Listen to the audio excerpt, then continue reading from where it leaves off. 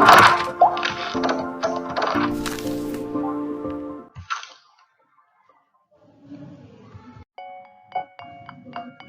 દોસ્તો, સ્વાગત છે તમારું બી કોમ્પિટિટિવ યુટ્યુબ ચેનલમાં। આજનો આપણો ભારતીય બંધારણનો એક મહત્વનો ટોપિક એટલે કે કટોકટી અને તેની લગતી જોગવાઈઓ અને તેને લગતા જે કોમ્પિટિટિવ એક્ઝામમાં જે પ્રશ્નો પૂછાય છે તે બાબતે આપણે આજના આ વિડીયોમાં ચર્ચા કરીશું। તો સર્વપ્રથમ વાત કરીએ કે ભારતનું જે બંધારણ છે તેને શાંતિના સમયમાં સમવાયી તંત્ર એટલે કે ફેડરલ સિસ્ટમ અને યુદ્ધના સમયમાં તેને એકતંત્રી એટલે કે યુનિટરી સિસ્ટમ પ્રમાણે ગણવામાં આવે છે। એટલે કે જાણે કે આપણો ભારત દેશમાં જ્યારે બધું શાંતિનો સમય હોય ત્યારે આપણું બંધારણ સમવાયી તંત્ર એટલે કે ફેડરલ સિસ્ટમ અનુસાર ચાલે છે અને જ્યારે યુદ્ધનો સમય હોય ત્યારે તે એકતંત્રી એટલે કે યુનિટરી ચાલે છે। ભારતના બંધારણના ભાગ 18માં અનુચ્છેદ નંબર 352 થી લઈ અનુચ્છેદ 360 સુધી કટોકટીની જોગવાઈઓનો ઉલ્લેખ કરવામાં આવ્યો છે અને કટોકટી દરમિયાન કેન્દ્ર સરકારે સર્વશક્તિમાન થઈ જાય છે। હા મિત્રો, યાદ રાખજો કે કટોકટી દરમિયાન કેન્દ્ર સરકાર એ સર્વશક્તિમાન થઈ જાય છે તથા જે બધા રાજ્યો હોય છે તે કેન્દ્રના પૂર્ણ નિયંત્રણ અંતર્ગત આવી જાય છે। તો આ સ્લાઇડમાં એટલું જ કે શાંતિના સમયમાં આપણું બંધારણ સમવાયી તંત્ર એટલે કે ફેડરલ સિસ્ટમ અને યુદ્ધના સમયમાં એકતંત્રી એટલે કે યુનિટરી સિસ્ટમના આધારે આપણો દેશ ચલાવવામાં આવે છે અને બંધારણનો ભાગ જે 18 છે તેમાં અનુચ્છેદ નંબર 352 થી લઈને અનુચ્છેદ નંબર 360 સુધી કટોકટીની જોગવાઈઓનો તેમાં ઉલ્લેખ કરવામાં આવેલો છે અને કટોકટી દરમિયાન કેન્દ્ર સરકારે સર્વશક્તિમાન થઈ જાય છે। તે સિવાય ભારતના બંધારણમાં 3 પ્રકારની કટોકટીની જોગવાઈ કરવામાં આવી છે। આપણું જે બંધારણ છે તેમાં મુખ્યત્વે કેટલા પ્રકારની 3 પ્રકારની કટોકટીની જોગવાઈઓ કરેલી છે। સર્વપ્રથમ છે તે છે રાષ્ટ્રીય કટોકટી। રાષ્ટ્રીય કટોકટી એટલે શું કે જે કટોકટી અનુચ્છેદ 352 અનુસાર યુદ્ધ, બાહ્ય આક્રમણ તથા આંતરિક સશસ્ત્ર બળવાને કારણે જે કટોકટીની ઘોષણા કરવામાં આવે છે તેને રાષ્ટ્રીય કટોકટીના સ્વરૂપે આપણે ઓળખીએ છીએ। તે સિવાય બીજા પ્રકારની જે કટોકટી છે તે છે બંધારણીય કટોકટી।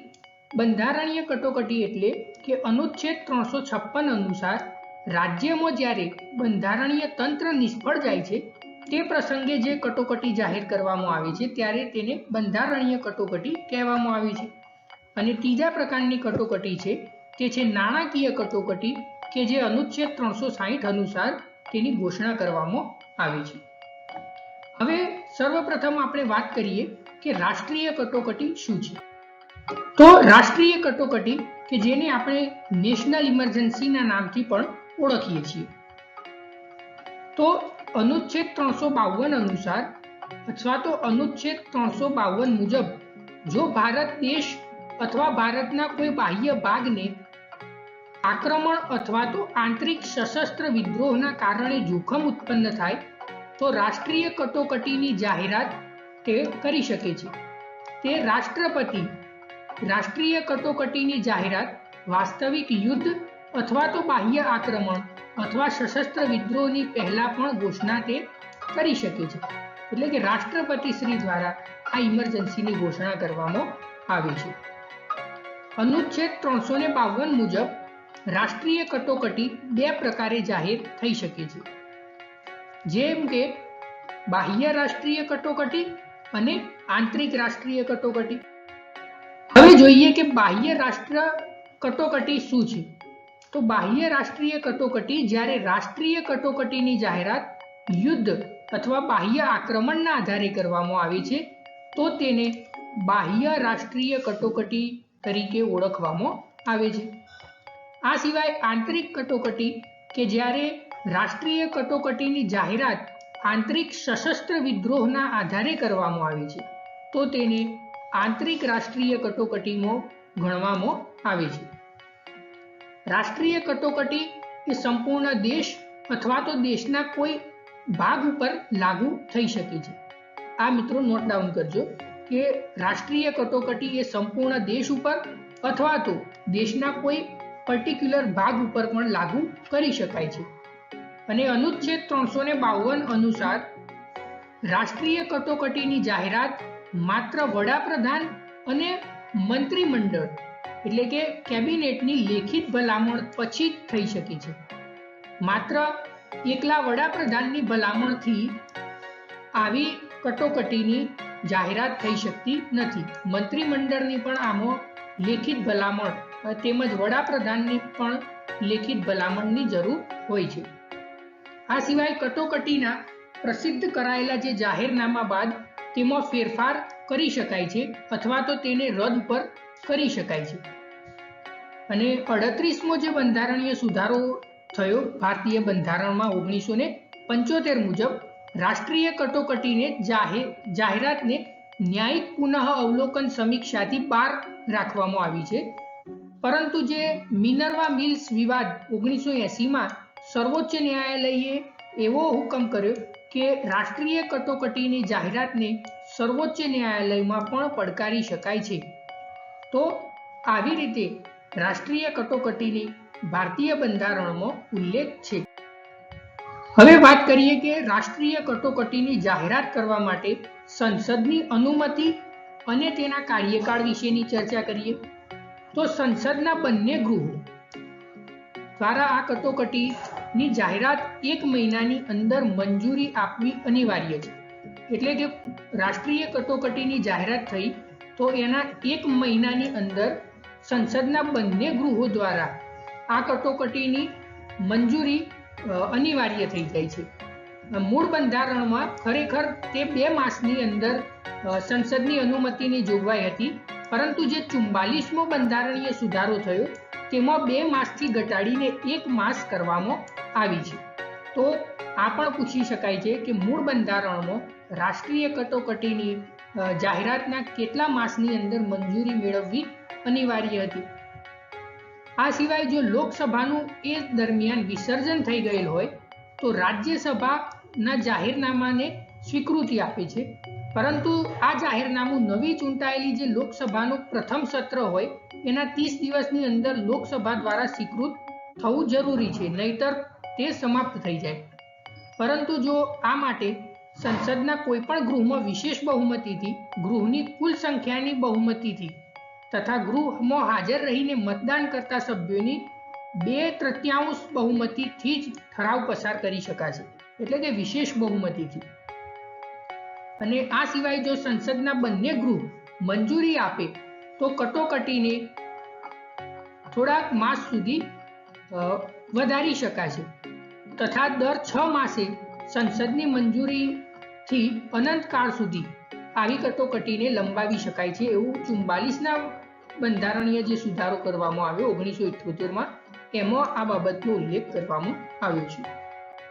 હવે વાત કરીએ કટોકટીના જાહેરનામાને ક્યારે અમાન્ય ગણવામાં આવે છે.